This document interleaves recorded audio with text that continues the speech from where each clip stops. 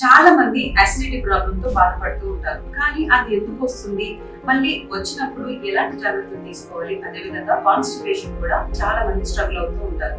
అది వచ్చినప్పుడు డాక్టర్ దగ్గరికి వెళ్ళరు, వాళ్ళు సొంత వైద్యాన్ని తీసుకుంటూ ఉంటారు. కానీ అలా చేయడం వల్ల లాంగ్ టర్మ్ లో ఎలాంటి సమస్యలు రావచ్చు? ఫ్యాటీ లివర్ అనేది ఓన్లీ ఆల్కహాల్ కన్సంప్షన్ చేసే వాళ్ళకి వస్తుందా, లేదా నార్మల్ పీపుల్ కూడా వస్తుందా? ఒకవేళ వస్తే ఎందుకు వస్తుంది? ఇలాంటి వాటన్నిటికీ ఎలాంటి జాగ్రత్తలు తీసుకోవాలి, వీటన్నిటి గురించి ఈ రోజు జరిగిన పాడ్కాస్ట్ లో డాక్టర్ గారు ఎక్స్ప్లెయిన్ చేయడం జరిగింది. సో మీరు తప్పకుండా పూర్తి పాడ్కాస్ట్ ని చూసి మీ అభిప్రాయం తెలియజేయండి. Thank you for watching.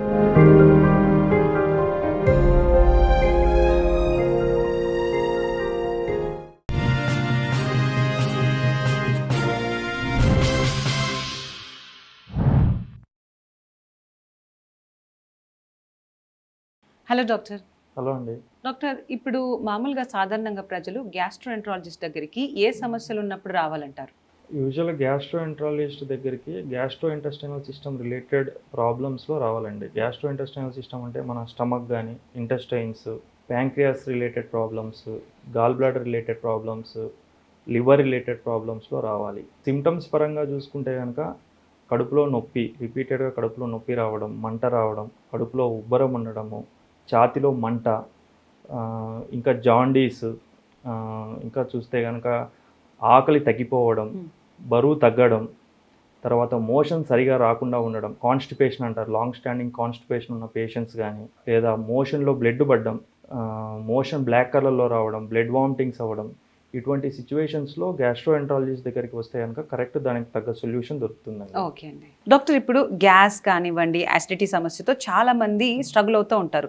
ఇప్పుడు ఈ ప్రాబ్లమ్స్ని మనము కామన్గా చూసుకోవాలంటారా, లేకపోతే ఇవి చాలా పెద్ద రోగాలుగా మనం అనుకోవాలంటారా? అంటే యూజువల్గా ఈ గ్యాస్ కానీ, గ్యాస్ట్రైటిస్ కానీ ఇట్లా అనుకుని పేషెంట్లు వస్తూ ఉంటారు. షార్ట్ టర్మ్గా యూజువల్గా ఉంటాయండి చాలా మందికి, ఏదర్ స్ట్రెస్ వల్ల కానీ, వాళ్ళ ఫుడ్ హ్యాబిట్స్ వల్ల కానీ ఉంటాయి. ఇలా ఉంటే కనుక ప్రాబ్లం లేదు. కానీ లాంగ్ స్టాండింగ్గా రిపీటెడ్గా ఇవే సిమ్టమ్స్ వస్తూ ఉంటే మనం అప్పుడు డెఫినెట్గా దాని గురించి ఎవాల్యుయేట్ చేసుకోవాలండి. ఏం ప్రాబ్లం ఉందని చెప్పేసి చూసుకోవాలి. యూజువల్గా ఈ గ్యాస్ అని చెప్పి చాలామంది పేషెంట్లు వస్తూ ఉంటారు, కానీ మనం గ్రాస్గా అటువంటి పేషెంట్స్ని మనం అబ్జర్వ్ చేస్తే 2 రకాల ప్రాబ్లమ్స్ ఉంటాయండి. మొదటిగా వచ్చేసి ఫస్ట్ ప్రాబ్లం వచ్చేసి జీఈఆర్డి అని అంటారు. జీఈఆర్డి అంటే మన అన్నవాహిక అంటారు. ఇది ఈ ఫుడ్ పైప్ అన్నవాహిక అంటారు. దీనికి కడుపు జంక్షన్ టైట్ ఉంటుందండి నార్మల్గా. ఆ జంక్షన్ కొంతమందిలో లూజ్ అయిపోతుంది. నార్మల్ దాని ఫంక్షన్ ఏంటంటే కనుక పైన ఉన్న ఫుడ్ని కింది పంపించడం, కింద ఉండే యాసిడ్ కానీ ఫుడ్ కానీ పైకి రానికుండా ఆపడం. ఎప్పుడైతే ఇది లూజ్ అవుతుందో యాసిడ్ కానీ ఫుడ్ కానీ పైకి వస్తుంటుంది అనమాట. దాన్ని జీఈఆర్డి అంటారు, గ్యాస్ట్రో ఈసోఫేజియల్ రిఫ్లక్స్ డిజార్డర్ అంటారు. యూజువల్లీ ఈ పేషెంట్స్ వచ్చేసి ఛాతిలో మంట రావడం, తేనుపులు ఎక్కువ రావడం, ఇట్లా సిమ్టమ్స్తో ప్రజెంట్ అవుతారు. రెండవది వచ్చేసి గ్యాస్ట్రైటిస్ అని అంటారు. గ్యాస్ట్రైటిస్ అంటే కడుపుకు ఒక లైనింగ్ ఉంటుందండి. కడుపు లోపల ఒక లైనింగ్ ఉంటుంది. ఆ లైనింగ్ లోపల ఇన్ఫ్లమేషన్ రావడం, అంటే కనుక ఆ లైనింగ్ మైల్డ్గా డ్యామేజ్ అవ్వడం అనమాట. యూజువల్గా దీన్ని గ్యాస్ట్రైటిస్ అంటారు. దీనికి మల్టిపుల్ రీజన్స్ ఉంటాయి. యూజువల్గా హెచ్ పైలోరీ అనే బ్యాక్టీరియల్ ఇన్ఫెక్షన్ చాలా కామన్. ఇది కాకుండా కొంతమంది రెగ్యులర్గా పెయిన్ కిల్లర్స్ వేసుకునే వాళ్ళలో కామన్ ఉంటుంది. స్టీరాయిడ్స్ అని 1 టైప్ ఆఫ్ మెడిసిన్స్ ఉంటాయి. ఇటువంటి మెడిసిన్స్లో కామన్ ఉంటుంది అనమాట. మనకేంటంటే లాంగ్ స్టాండింగ్గా రిపీటెడ్గా సిమ్టమ్స్ ఉన్నాయి అని అంటే డెఫినెట్గా గ్యాస్ట్రోఎంట్రాలజిస్ట్ దగ్గరికి వెళ్తే కనుక మనకి ప్రాబ్లమ్ని బట్టి స్పెసిఫిక్ ట్రీట్మెంట్ ఉంటుంది. ఇప్పుడు సపోజ్ ఇన్ఫెక్షన్ అనుకోండి, యాంటీబయాటిక్ కోర్స్ వాడాల్సి వస్తుంది అనమాట. ఇప్పుడు సపోజ్ పేషెంట్ ఏదైనా డ్రగ్స్ తీసుకుంటున్నాడు, దానివల్ల మందులు తీసుకుంటున్నాడు, ఆ మందుల వల్ల గ్యాస్ట్రైటిస్ వస్తుందంటే ఆ మందుని కొన్ని రోజులు టెంపరీగా హోల్డ్ చేయడం ఇట్లా చేయాల్సి వస్తుంది. అలా ప్రాబ్లం రిలేటెడ్ సొల్యూషన్ కావాలి, స్పెసిఫిక్గా కావాలంటే గ్యాస్ట్రోఎంట్రాలజిస్ట్ వెళ్తే తెలుస్తుంది. ఇంకొకటి ఇదేంటంటే అదే ఓవరాల్గా ఏంటంటే కనుక రిపీటెడ్గా సిమ్టమ్స్ వస్తున్నాయి.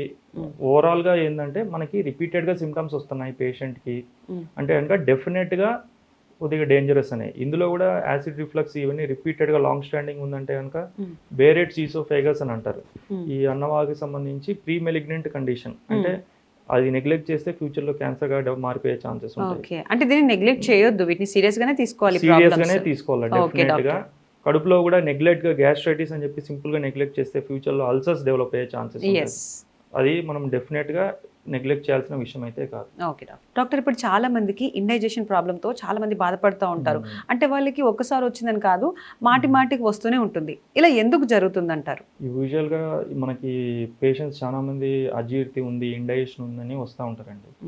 దీనికి ముఖ్య కారణాలు చూస్తే కనుక మనము ఫస్ట్ వచ్చేసి ఇర్రెగ్యులర్ ఫుడ్ హ్యాబిట్స్, టైంకి సరిగా తినకపోవడము, తిన్నప్పుడు ఎక్సెసివ్గా చాలా ఎక్కువగా తినడము, తర్వాత జంక్ ఫుడ్ ఎక్కువ తీసుకోవడం, deep fried items, oily foods ఎక్కువ తీసుకోవడము, మసాలా ఐటమ్స్ ఇవన్నీ తీసుకోవడము, స్మోకింగ్, ఆల్కహాల్, మళ్ళీ స్ట్రెస్, బోత్ ఫిజికల్ స్ట్రెస్ కానీ మెంటల్ స్ట్రెస్ అవ్వచ్చు, నిద్ర లేకపోవడం, సరే అడిక్వేట్ నిద్ర, 7 hours ఆఫ్ స్లీప్ చాలా ఇంపార్టెంట్. 6 to 7 hours ఉంటే కనుక మన బాడీ అంతా రిలాక్స్ అవుతుంది, రిపేర్ చేసుకుంటుంది, అన్నీ అది లేకపోవడము, ఇవన్నీ వల్ల most of the time patients indigestion అది ఇది అని చెప్తూ ఉంటారు అనమాట. బేసిక్గా మనం ఇవన్నీ కరెక్ట్ చేసుకోగలిగితే most of the time life style changes అని అంటారు. ఇవన్నీ లైఫ్ స్టైల్, ఫుడ్ కానీ, రెగ్యులర్ ఫిజికల్ యాక్టివిటీ కానీ, జంక్ ఫుడ్ అవాయిడ్ చేయడం, స్మోకింగ్, ఆల్కహాల్ని కంట్రోల్ చేయడం, ఇవన్నీ చేయగలిగితే కనుక డెఫినెట్గా ఈ ఇండైజెషన్కి ఒక సొల్యూషన్ దొరుకుతుందండి వాళ్ళకి. ఓకే డాక్టర్, ఇప్పుడు అల్సర్స్ అనేటివి చాలా మందికి చూస్తూ ఉంటాం. అసలు అల్సర్స్ అనేటివి దేనికి వస్తాయి అంటారు? మళ్ళీ వీటిని ఏ విధంగా నివారించాలంటారు? యూజువల్గా అల్సర్స్ అనేవి ఎలా ఏర్పడతాయంటే కనుక మన కడుపుకు వచ్చేసి మ్యూకస్ అనే ఒక మందమైన పొర ఉంటుందండి. ఇది వచ్చేసి యాసిడ్ నుంచి మన కడుపుని ప్రొటెక్ట్ చేస్తూ ఉంటుంది. మన డైజెషన్కి యాసిడ్ ఉపయోగపడుతుంది. ఈ యాసిడ్ వచ్చేసి కడుపులో తయారవుతుంది, కడుపులోనే స్టోర్ అవుతుంది. అయినా కడుపుకి ఎటువంటి డ్యామేజ్ అందరిలో కాదు, ఎందుకంటే కనుక ఈ మ్యూకస్ వలన.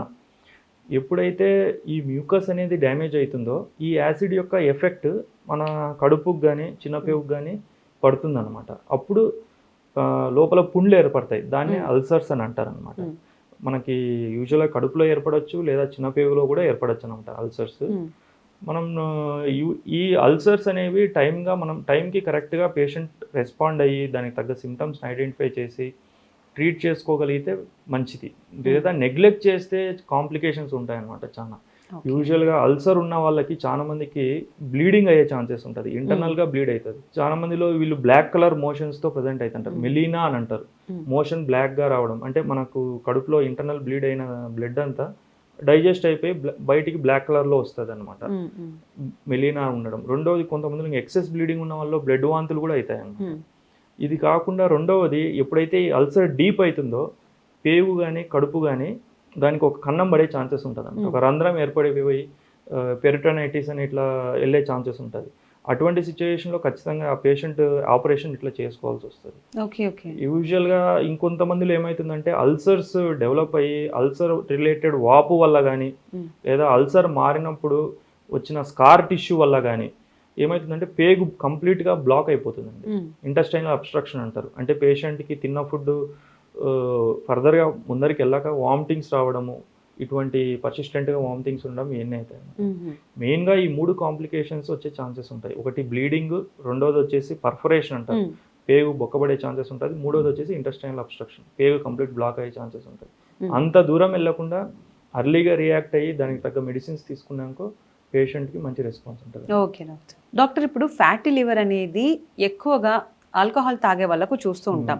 అదే విధంగా ఇది ఓన్లీ వాళ్ళకే వస్తుందా, వేరే వాళ్ళకు కూడా రావచ్చు అంటారా? ఈ ఫ్యాటీ లివర్ అంటే ఏంటంటే యూజువల్గా మన బాడీలో లివర్లో 5% ఆఫ్ ది ఫ్యాట్ ఉంటుందండి. అంతకంటే ఎక్కువ percentage fat accumulation in the లివర్లో జరిగితే దాన్ని ఫ్యాటీ లివర్ అంటారు. అంటే అమౌంట్ ఆఫ్ అక్యుములేషన్ని బట్టి గ్రేడ్స్ ఉంటాయి, గ్రేడ్ 1, 2, 3, 4. లాస్ట్ గ్రేడ్ కింద సిర్రోసిస్ అని అంటారు, అది ఇంకా పర్మనెంట్ డ్యామేజ్ కింద లెక్కలోకి వేసుకోవాల్సి వస్తుంది. ఈ ఫ్యాటీ లివర్కి కారణాలు అంటారా, మొదటిగా మీరు చెప్పినట్టు ఆల్కహాల్ ఒకటి కారణం అండి. ఆల్కహాల్ ఒకటి, దానివల్ల ఫ్యాటీ లివర్ ఏర్పడే ఛాన్సెస్ ఉంటుంది. ఇంకా అది కాకుండా నాన్ ఆల్కహాలిక్ లివర్ డిసీజ్ అని అంటారు. ఆల్కహాల్ తాగకుండా డయాబెటీస్ ఉన్న వాళ్ళు, ఒబిసిటీ వల్ల, దీనివల్ల ఏమవుతుందంటే లివర్లో ఫ్యాట్ అక్యుములేషన్ ఎక్కువ అవుతుంది. దీన్ని non alcoholic fatty liver disease అంటారు. ముఖ్యంగా చూస్తే ఈ 2 కారణాలు ఎక్కువగా ఉంటాయండి చాలా మందిలో. డాక్టర్, ఇప్పుడు లివర్ కి వచ్చే సమస్యలని మనము ప్రారంభ దశలోనే ఎలా గుర్తించాలంటారు? అదేవిధంగా ఎలాంటి లక్షణాలు చూపిస్తాయి? అంటే యూజువల్గా మనకి liver problems most of the time early స్టేజ్లో ఐడెంటిఫై అవ్వండి.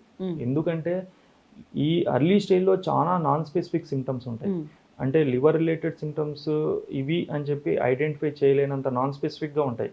ఫర్ ఎగ్జాంపుల్ జనరలైజ్డ్ వీక్నెస్, చాలా వీక్నెస్ ఉండడము, లేదా ఆకలి తగ్గిపోవడము, right side of the abdomen ఎక్కడైతే లివర్ ఉంటుందో ఆ ఏరియాలో కొద్దిగా హెవీనెస్, కొద్దిగా టైట్నెస్ ఇట్లా ఉండడము.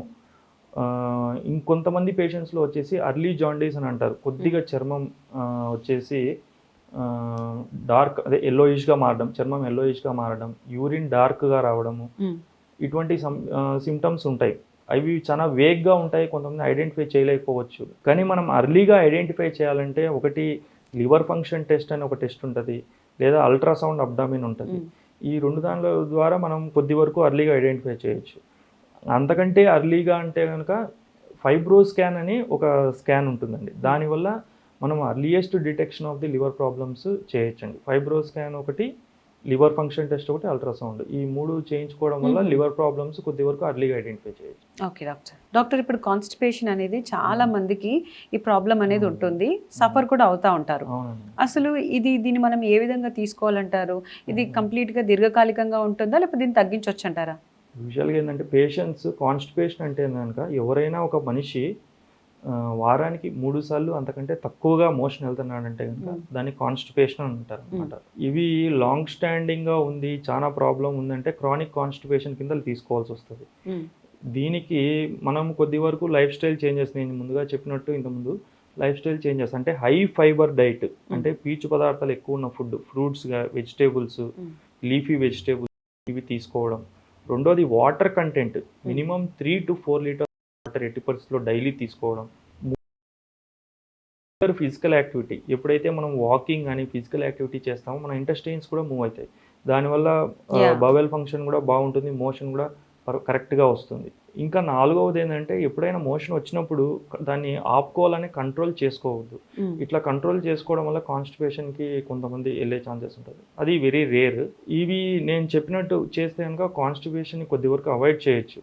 కానీ 100% దీనివల్ల ఇంకా అవ్వట్లేదు అని అంటే డెఫినెట్గా గ్యాస్ట్రోఎంట్రాలజిస్ట్ కన్సల్టేషన్ తీసుకొని ఎందువల్ల వస్తుంది constipation, especially old age people, ఎవరికైతే మోర్ దాన్ 50-60 ఇయర్స్ ఏజ్ ఉంటాయో వాళ్ళల్లో డెఫినెట్గా గ్యాస్ట్రోఎంట్రాలజిస్ట్ కన్సల్టేషన్ తీసుకొని కాన్స్టిపేషన్ ఎందువల్ల వస్తుంది చెక్ చేసుకోవడం చాలా ఇంపార్టెంట్. దీంతో పాటు అండర్లయింగ్ కాజెస్ ఉంటాయి, ముఖ్యంగా థైరాయిడ్ రిలేటెడ్ ప్రాబ్లమ్స్లో కాన్స్టిపేషన్ రావచ్చు, లాంగ్ స్టాండింగ్ డయాబెటీస్లో కాన్స్టిపేషన్ రావచ్చు, కొన్ని మెడిసిన్స్ వాడుతూ ఉంటారు పేషెంట్స్, ఆ మెడిసిన్స్ వల్ల కూడా కాన్స్టిపేషన్ రావచ్చు. అందువలన లాంగ్ స్టాండింగ్గా కాన్స్టిపేషన్ ఉంది అని అంటే కనుక డెఫినెట్గా ఎవాల్యుయేషన్ అనేది చేసుకోవాలండి ఖచ్చితంగా. ఓకే డాక్టర్, ఇప్పుడు పైల్స్ అంటారు, ఫిషర్స్ అంటారు, సో ఈ రెండింటికి ఉన్న తేడా ఏంటి, జనాలు వీటిని ఎలా గుర్తించాలంటారు? అదేనండి, మనం ఇందాక డిస్కస్ చేసుకున్నట్టు క్రానిక్ కాన్స్టిపేషన్ అని అంటాం. క్రానిక్ లాంగ్ స్టాండింగ్ కాన్స్టిపేషన్ ఉన్న వాళ్ళలో ఈ యూజువల్గా వచ్చే కాంప్లికేషన్స్ ఈ ఫిషర్ కానీ, పైల్స్ కానీ, మొలలు అంటారు తెలుగులో, కొంతమంది పైల్స్ అని అంటారు. పేషెంట్స్ యూజువల్గా ఏంటంటే మోషన్ వెళ్ళేటప్పుడు 2 దాంట్లో పెయిన్తో, మోషన్ వెళ్ళేటప్పుడు పెయిన్ ఉంటుంది, ఇద్దరిలో పెయిన్ ఉండడం. మెయిన్ పైల్స్ అంటే ఏంటంటే ఈ మలద్వారం ఉంటుంది కదా, దాని చుట్టూ ఉండే బ్లడ్ వెజల్స్ ఒక గడ్డలాగా ఏర్పడతాయి అనమాట. అవి ఎప్పుడైతే మనం ఎక్కువ స్ట్రెయిన్ చేస్తామో మోషన్ వెళ్ళడానికి పేషెంట్స్, అవి ఒక గడ్డ మాదిరి స్ట్రెచ్ అయ్యి పెద్దగా అవుతాయి అనమాట. దీన్ని పైల్స్ అంటారు, హెమరాయిడ్స్ అని ఇంగ్లీష్లో అంటారు. ఇంటర్నల్ హెమరాయిడ్స్, ఎక్స్టర్నల్ హెమరాయిడ్స్ అని అంటారు. లోపలి భాగంలో ఉండొచ్చు, బయట భాగంలో ఉండొచ్చు. అలాగే ఫిషర్ అంటే ఏంటంటే యూజువల్గా ఎప్పుడైతే పేషెంట్స్ ఎక్కువ స్ట్రెయిన్ చేస్తారో లేదా వెరీ హార్డ్ మోషన్స్ కానీ వెళ్ళినప్పుడు ఈ మలద్వారం ఓపెనింగ్ ఉంటుంది కదా, అందులో చిన్న కట్ ఏర్పడుతుంది, అది కొద్ది చిన్న కట్ అవుతుంది, అది చిన్న చీలడం ఇట్లా అవుతుంది అనమాట. దాన్ని ఫిషర్ అంటారు. ఆల్మోస్ట్ 2 దాంట్లో సేమ్ టైప్ ఆఫ్ సిమ్టమ్సే ఉంటాయి. కొంతమందికి యూజువల్గా ఏంటంటే ఫిషర్లో టిపికల్గా ఏదో కత్తి పెట్టి గీసినట్టు ఉంటుంది మోషన్ వెళ్ళినప్పుడు, 2 దాంట్లో కొద్దిగా డ్రాప్స్ ఆఫ్ బ్లడ్ పడుతుంది. ఈ 2 దాంట్లకు డిఫరెన్షియేట్ చేసుకోవాలి అంటే డెఫినెట్గా ఎగ్జామినేషన్ చేసుకోవాలి, ఫిజికల్ ఎగ్జామినేషన్. ఒక డాక్టర్ దగ్గరికి వెళ్ళి ప్రాబ్లం ఏముంది అని చెప్పి ఎగ్జామినేషన్ చేసుకుంటే కానీ బయటపడవు. దాని రిలేటెడ్ సిమ్టమ్స్ రిలేటెడ్ ట్రీట్మెంట్ ఉంటుంది. లేదు హెమరాయిడ్స్ పెద్దగా ఉన్నాయి, హెమరాయిడ్స్ మెడికల్ మేనేజ్మెంట్ ఇనీషియల్గా ఇచ్చిన రెస్పాండ్ అవ్వలేదంటే హెమరాయిడ్స్ కట్ చేస్తారు, లేజర్ ద్వారా కట్ చేస్తారు. ఫిషర్ రిలేటెడ్ దానికి సపరేట్ ట్రీట్మెంట్ ఉంటుంది. ఓవరాల్గా కాన్స్టిపేషన్ని అవాయిడ్ చేసుకోగలిగితే మనం ఈ యానస్ ఈ పెరి యానల్ డిసీజెస్ అంటారు, ఫిస్టులా, హెమరాయిడ్స్ కానీ, ఫిషర్ కానీ, ఇవన్నీ అవాయిడ్ చేయొచ్చు. ఓకే డాక్టర్ ఇప్పుడు తరచుగా కొంతమందికి స్టమక్ పెయిన్ అనేది వస్తూనే ఉంటుంది, అసలు దానికి కారణం ఏంటంటారు? కారణం అంటే కనుక యూజువల్ గా మన లొకేషన్ బట్టి అండి, కడుపు ఎక్కడ నొస్తుంది అనేది కూడా చూసుకోవాలండి. ఇప్పుడు ఎగ్జాంపుల్ మనం గ్రాస్ గా తీసుకుంటే మన నాభి ఉంటుంది, నాభి కింద భాగము పై భాగంలో యూజువల్ గా చూస్తే ఏదైనా అసిడిటీ కానీ, గ్యాస్ట్రైటిస్ ఇటువంటి సిమ్టమ్స్ కానీ ఉండొచ్చు, లేదా గాల్ స్టోన్స్ ఉండొచ్చు, ప్యాంక్రియాస్ రిలేటెడ్ ప్రాబ్లమ్స్ ఉండొచ్చు. ఇంకా లోయర్ అబ్డామిన్ నాభి కింద భాగంలో చూస్తే కనుక రిపీటెడ్గా పెయిన్ వస్తుంది అని అంటే కనుక కిడ్నీలో స్టోన్స్ ఉండొచ్చు, ఏదో ఒక సైడ్కి right side left side localize అవుతుందంటే కిడ్నీలో స్టోన్స్ ఉండొచ్చు. ఫీమేల్స్ అయితే కనుక యూజువల్గా గర్భాశయం సంబంధించిన ఇన్ఫెక్షన్స్ ఇటువంటివి ఉండొచ్చు, లేదా కోలాన్ సంబంధించిన ఇన్ఫెక్షన్స్, పెద్ద పేగు సంబంధించిన ఇన్ఫెక్షన్స్ కూడా ఉండొచ్చు. ఇవి కాకుండా డిఫ్యూజ్గా వస్తుంది అని అంటే కనుక యూజువల్గా ఏదైనా చిన్న పేగు సంబంధించిన ఇన్ఫెక్షన్స్ ఉండొచ్చు. రిపీటెడ్గా వస్తుంది అని అంటే కనుక మనం ఐబిఎస్ అని అంటారు, irritable bowel syndrome related problems అయి ఉండొచ్చు. మనం కొద్దిగా ఎగ్జామిన్ చేసి ఎవాల్యుయేషన్ చేసుకున్నాక ఒక కారణం ఏం కారణం అని చెప్పి కరెక్ట్గా ఐడెంటిఫై చేయొచ్చు అండి. Okay doctor, thank you doctor, చాలా చక్కగా ఎక్స్ప్లెయిన్ చేశారు సింపుల్గా. థ్యాంక్ యూ అండి.